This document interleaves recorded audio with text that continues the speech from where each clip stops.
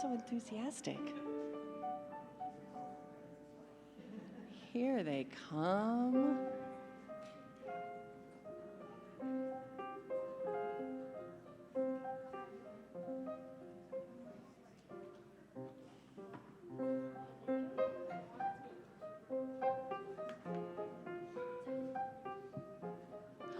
You're gonna sit right there?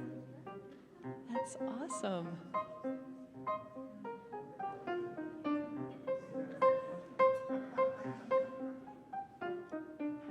Awesome. You all look wonderful this morning. How are you? Good. Yeah? Are we good? There's some people who look tired. Yeah? There's some people who look very excited. So I want to invite Benji up here because he's got something very special. Did you all hear how he started the service? Did you see this? This is called a shofar. And he's going to blow it for us now, and we're going to talk a little bit about the story about where that comes from. So do you want to do that? Wow. And that's a ram's horn. Did you know that? Like, that's what that instrument is. You can make instruments out of all kinds of cool stuff. So I want to tell you one story to kind of set up the second story. And I'm playing the role of Miss Katie today because you know what? It's her birthday. So she's off. So if you have any way of telling Miss Katie happy birthday, we can send it through all of our energy. So I want to tell you about a king who went hiking in the forest. And he found something beautiful over there and decided to go after it and chase it. But all of a sudden then he was chasing and he was looking and he was lost. And so he had to figure out how to get back home. And he kept going up to people, and they didn't recognize him as the king, and they were mean to him, and they didn't give him any help on how to figure out to go home. And so he'd go over to somebody else. Will you help me? No, they didn't help. I know you would. I know you would. You're too kind. Would you help me? No. No. Would you help me? Nah. Wow, not even much of an interest there. So, but then he heard a noise. What was that? He heard this beautiful melody that someone was playing on a flute. So he followed that sound, and he came across an older woman and started talking to her. And that older woman recognized that it was the king and started taking care of him and figuring out how could we get this king back home, and spoke to him with great respect and great kindness. Addie, would you play the king? Would you be nice to me? Yeah? Would you be playing, do you know how to play a flute? You can pretend you're playing a flute. Like you can hold an instrument or this. Perfect. That's a perfect flute. So the king saw the kindness in this woman and felt at ease with her, and so grateful. I'm so grateful for you, Addie. When he told the woman that he was helping to meet someone that would help lead him out of the woods and back to his palace, Addie was happy to do it, and the king was even more grateful. Would you like to come with me to my palace, Addie? Yes, okay, and we come all over. And then so when Addie got to the palace, the king was so grateful and gave her new clothes and fancy things and a place to live at the palace, all as a sign of his esteem for her.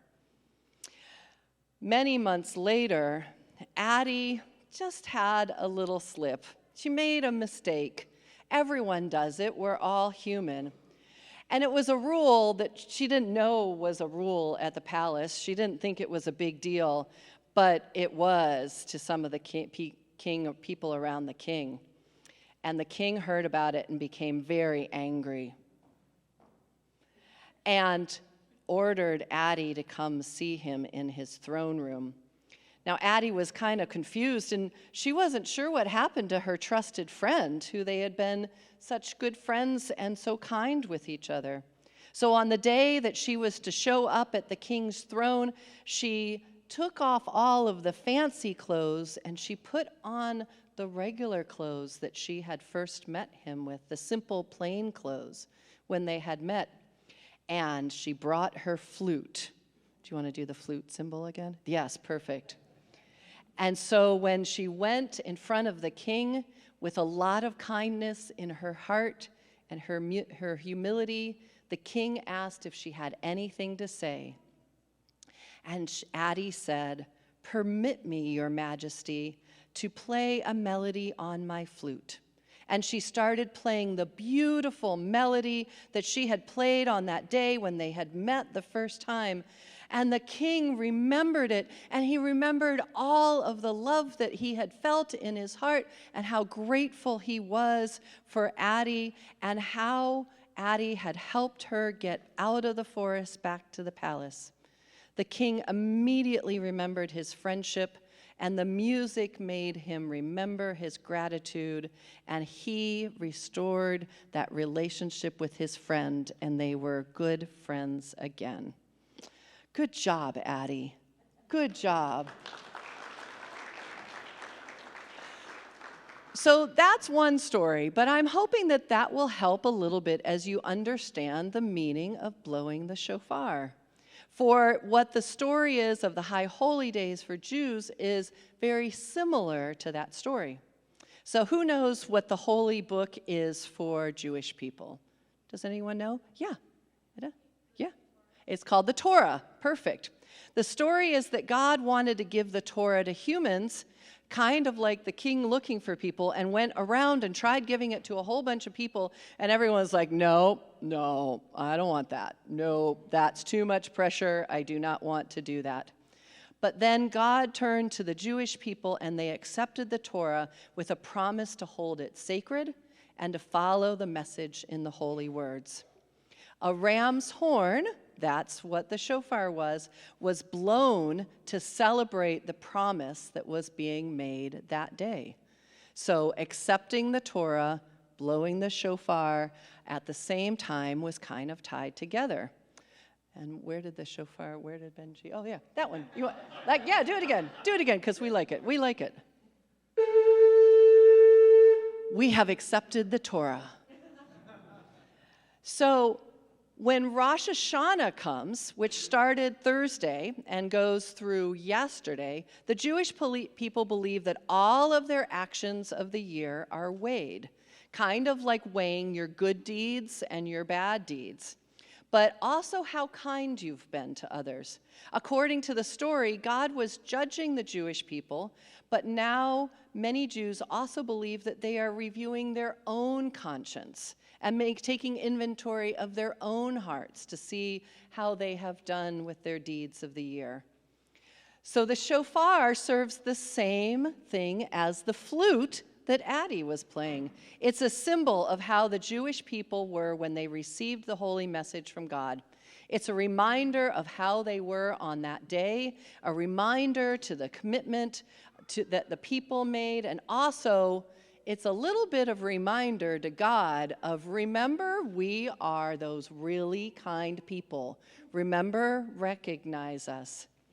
So whether it's a good way to remind the Jewish people of their original generosity or commitment, or it's a way to remind God, or whether it is a reminder to the Jewish people of the commitments that they make to each other to be kind, the shofar is a symbol of returning back to that great day in Sinai, accepting the commitment of love and starting a new year with love and good health and happiness. So Benji, can you do it one more time and get us right solidly in the mood?